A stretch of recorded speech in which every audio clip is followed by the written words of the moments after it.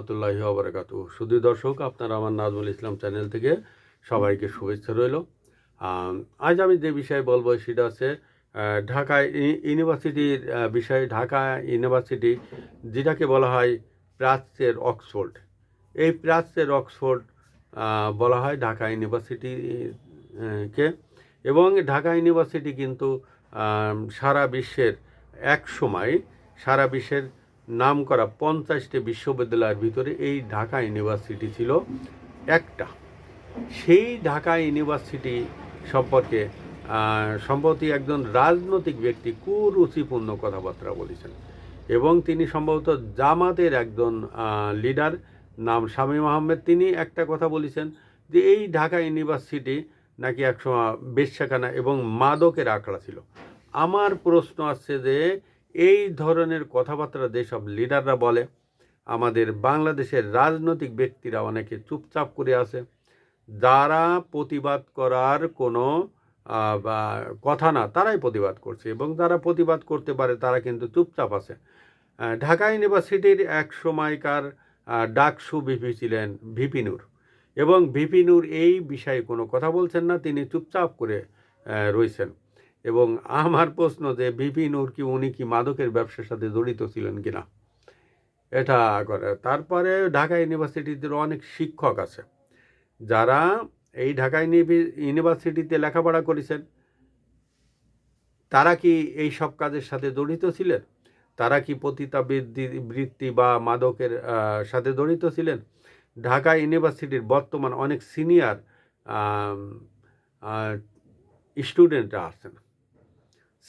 স্টুডেন্টরা আছেন, দেখা যাচ্ছে তারা তৃতীয় বা চতুর্থ বর্ষে বা ফাইনাল ইয়ারে যারা আছেন, আমি তাদের কাছে একটা প্রশ্ন করি।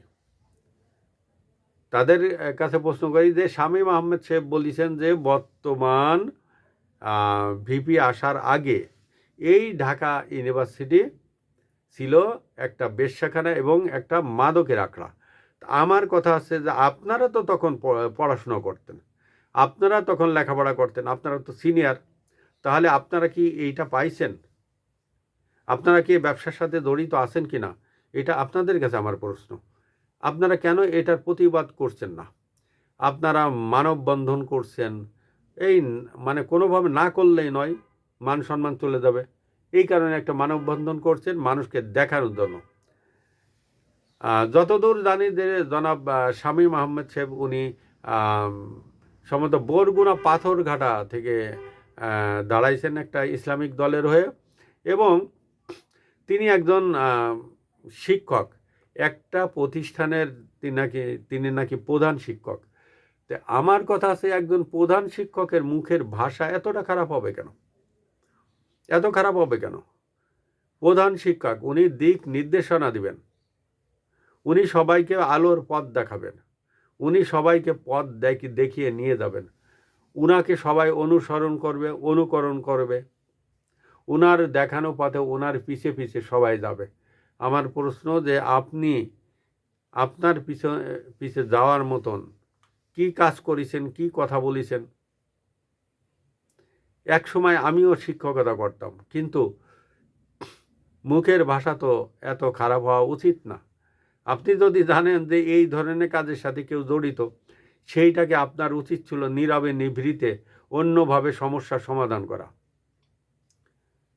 কিন্তু সেটা না করে আপনি এমন কিছু অশালীন কথাবার্তা বলেছেন, যেটা আমাদের শিক্ষা প্রতিষ্ঠানের জন্য, আমাদের নামের জন্য, আমাদের এই কর্মস্থলের জন্য এটা বেমানানসই কথাবার্তা। এবং এই ধরনের কথাবার্তা একজন শিক্ষকের মুখের ভাষা হতে পারে না, কোনোভাবেই না। আপনি এই আমাদের পুরা শিক্ষাঙ্গনকে, আমাদের পুরা শিক্ষা ডিপার্টমেন্টকে আপনি কলঙ্কিত করেছেন, কারণ আপনি একজন শিক্ষকতা করে এইভাবে শিক্ষাকে কলুষিত করা কোনোভাবে উচিত না। আমি এটা শামীম আহমেদ সাহেবকে আমি প্রশ্নটা করলাম, এবং আপনি চিন্তা করে দেখেন, আপনাকে আমি চিনি না, তারপরে আপনাকে প্রশ্ন করলাম। এরা তো যারা এখানে লেখাপড়া করে সবাই ধরেন আপনার সন্তান সমতুল্য, এবং সবাই আপনার স্টুডেন্ট। এটাই ভাববেন। সেই সন্তান সমতুল্য ছাত্রছাত্রীদের বিষয় এই ধরনের কথাবার্তা বলা শুধু একটা চেয়ারের জন্য, একটা ক্ষমতার জন্য, একটা এমপি পদের জন্য মুখের ভাষা অশালীন করেছেন। যে মুখের ভাষা খারাপ করলে কাল কিয়ামতের মাঠে এটাকে বলা হয় ফাসেক, এবং যারা ফাসেককারী তাদেরকে কোনোভাবে আল্লাহ ছাড় দিবেন না, এবং এই যারা গালি দেয় তাদেরকে স্বয়ং আল্লাহ তাদের বাদী হবেন। এটাই কিন্তু ইসলামের ভাষা, এটাই কিন্তু হাদিস। আসসালামু আলাইকুম ওয়া রাহমাতুল্লাহি ওয়া বারাকাতুহু।